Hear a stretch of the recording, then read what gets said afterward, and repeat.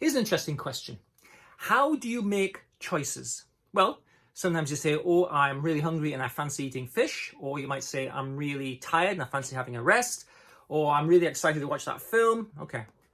So we make choices through what we might think of as desires or goals. I need to work hard this week because I'm taking the weekend off, which in fact I am, which makes it true. Okay, so desires and goals.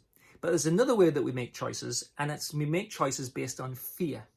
Now, if you struggle with panic, anxiety, depression or stress, but particularly panic, anxiety and stress, you're likely to make decisions based on fear. Oh, I don't really fancy it. Oh, no, it's probably not going to go very well. I won't go. Oh, I couldn't possibly drive on the motorway because I might have a panic attack. Or I can't go where there's lots of crowds because I won't be able to breathe properly and I'll feel claustrophobic and it'll just be horrible, so I better not go. Oh, I can't do that thing at work because I won't be able to cope if it gets too hard and I won't be able to do it. Okay? Decisions based on fear. And fear, of course, is the emotion at the heart of panic, anxiety, and stress to a degree. But panic, anxiety, fear is the emotion right at the heart of it. Now, have a think about this. If you had a dog and you wanted the dog to do something again, would you reward it or punish it? You would reward it. If you want your dog to stop doing something, would you reward it or punish it?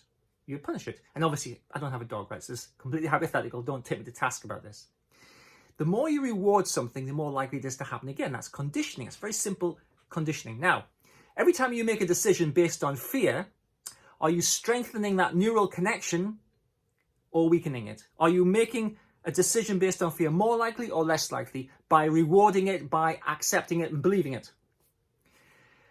Well, I hope you said that you're rewarding it. So actually, the more you make decisions based on fear, the more you're conditioning yourself to make decisions based on fear, and the more opportunities you will find, strange as it may seem, to make decisions based on fear. So ask yourself this question. Do you want to be the person who makes decisions based on fear more and more and more? Or do you want to be the person who does not make decisions based on fear? In the word of Susan Jeffers, you feel the fear, but you do it anyway because in actuality, the thing is never as bad as the fear makes you believe it is. So fear is a poor strategy for making decisions. Have a think about it. See if you can find one or two things that you would habitually do or actually habitually not do based on fear, and do the reverse.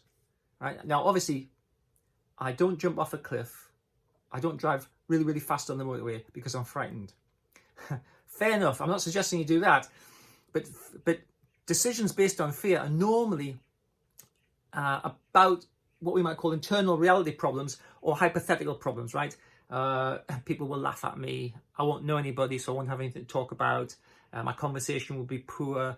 I might feel overwhelmed. These are all the wrong decisions to make. These are the things where you push yourself, you push through the fear because it's never as bad as the fear tells you it is.